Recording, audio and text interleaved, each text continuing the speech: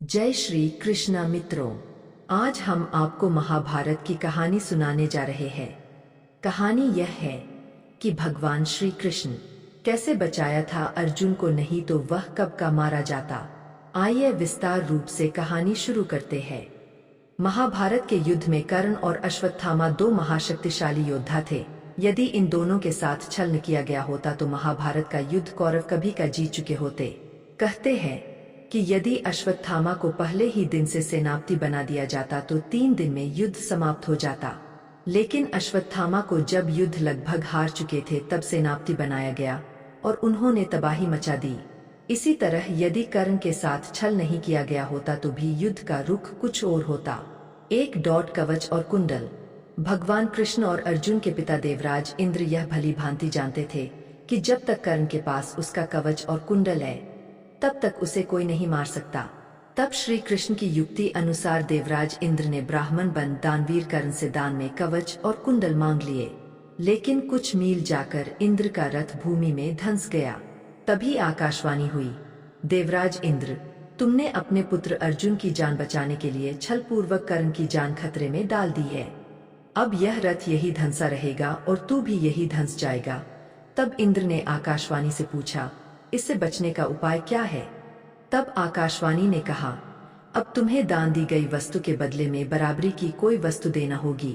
तब इंद्र वे फिर से कर्ण के पास गए और उन्होंने कवच और कुंडल वापस देने का कहा, लेकिन कर्ण ने लेने से इनकार कर दिया। तब इंद्र ने उन्हें अपना अमोघ अस्त्र देकर कहा कि यह तुम जिस पर भी चलाओगे वह मृत्यु को प्राप्त होगा, लेकिन तुम इसका इस्तेमाल एक बार ही कर सकते हो। 2 मोध अस्त्र। युद्ध में जब घटोत्कच ने कौरवों की सेना को कुचलना शुरू किया तो दुर्योधन घबरा गया और ऐसे में उसे समझ नहीं आ रहा था कि क्या करें। तब कृष्ण ने कर्ण से कहा कि आपके पास तो अमोघ अस्त्र है जिसके प्रयोग से कोई बच नहीं सकता, तो आप उसे क्यों नहीं चलाते? कर्ण कहने लगा, नहीं, ये अस्त्र तो मैंने अर्जुन के लिए बचा कर रखा है। तब श्री कृष्ण कहते हैं कि अर्जुन पर तो तुम तब चलाओगे जब ये कौरव सेना बचेगी, ये दुर्योधन बचेगा। जब ये सभी घटोत्कच के हाथों मारे जाएंगे तो फिर उस अस्त्र के चलाने का क्या फायदा?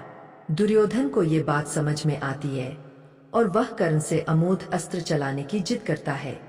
कर्ण दुर्योधन को समझाता है कि तुम घबराओ नहीं, ये कृष्ण की कोई चाल है। लेकिन दुर्योधन एक नहीं सुनता है और कर्ण मजबूरन वह अमोघ अस्त्र घटोत्कच के ऊपर चला देता है। इस तरह भगवान श्री कृष्ण अर्जुन को बचा लेते हैं। कर्ण फिर भी था शक्तिशाली और तब लिया कठिन निर्णय। 3 डॉट असहाय कर्ण। कवच कुंडल उतर जाने के बाद, अमोघ अस्त्र नहीं होने के बावजूद कर्ण में अपार शक्तियां थी। युद्ध के 17वें दिन शल्य को कर्ण का सारथी बनाया गया। इस दिन कर्ण भीम और युधिष्ठिर को हराकर कुंती को दिए वचन को स्मरण कर उनके प्राण नहीं लेता है।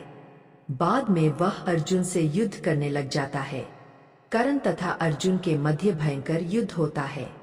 जब अर्जुन बाण चलाते और वह कर्ण के रथ पर लगता तो उसका रथ दूर दूर तक पीछे चला जाता, और जब कर्ण बाण चलाते तो अर्जुन का रथ कुछ कदम ही पीछे हटता था। और ऐसे में श्री कृष्ण कर्ण की बहुत तारीफ करते हैं।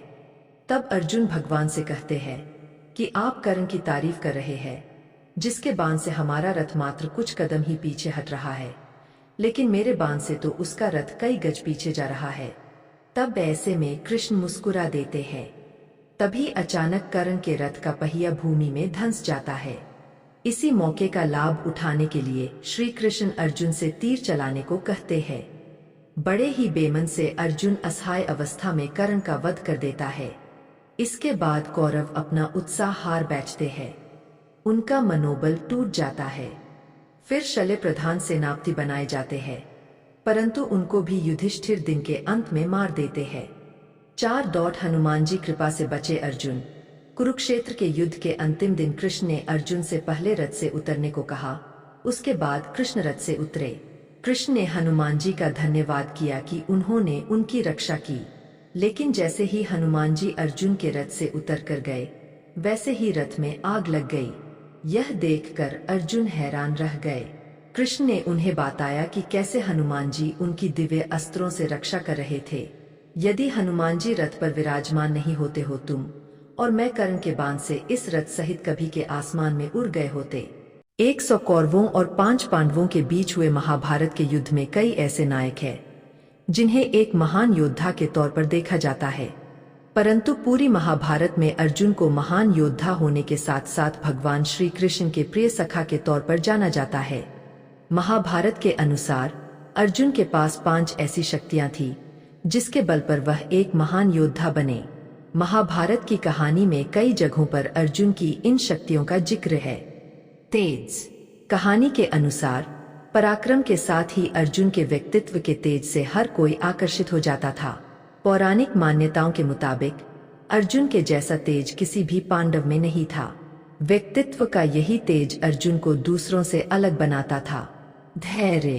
कहानी में कई जगहों पर अर्जुन के धैर्य का जिक्र है। धैर्य को अपनाकर अर्जुन ने कई स्थानों पर विजय प्राप्त की है। भगवान श्री कृष्ण ने कहा है कि जो भी मनुष्य धैर्य को अपनाता है वह अपने आप ही एक महान व्यक्तित्व वाला इंसान बन जाता है। बल। अर्जुन शारीरिक बल के साथ साथ मानसिक बल के लिए भी जाने जाते थे। कहानी में इस बात का भी जिक्र है कि मानसिक बल यानी कि चतुर नीतियों को अपनाकर अर्जुन कई शत्रुओं का नाश कर देते थे। हाथों की तेजी। अर्जुन के जैसे श्रेष्ठ धनुर्धारी कोई नहीं था। अर्जुन जितनी स्फूर्ति से धनुष बाण चलाते थे उतनी तेजी से कोई भी नहीं चला पाता था। यही गुण अर्जुन को सर्वश्रेष्ठ धनुर्धारी बनाता था। महाभारत के युद्ध में जिस वक्त अर्जुन इस बात को लेकर दुविधा में थे कि वो अपने भाइयों पर कैसे बाण चाल सकते थे, तब उन्हें श्री कृष्ण ने गीता उपदेश देकर समझाया था कि सब मोहमाया छोड़कर अपने कर्म को महत्व देना चाहिए। महाभारत के रण में श्री कृष्ण के उपदेश के पश्चात अर्जुन के अंदर विषादहीनता का गुण आया था। ऐसा कहा जाता है कि श्री कृष्ण से इस ज्ञान की प्राप्ति के बाद अर्जुन ने जितने भी युद्ध लड़े वो एक पल के लिए भी विचलित नहीं हुए। अर्जुन किसी भी बात से दुखी नहीं हो पाए। धन्यवाद दोस्तों, जो भी भाई हमारी कहानी पर आए, भगवान उनकी मनोकामना पूरी करें।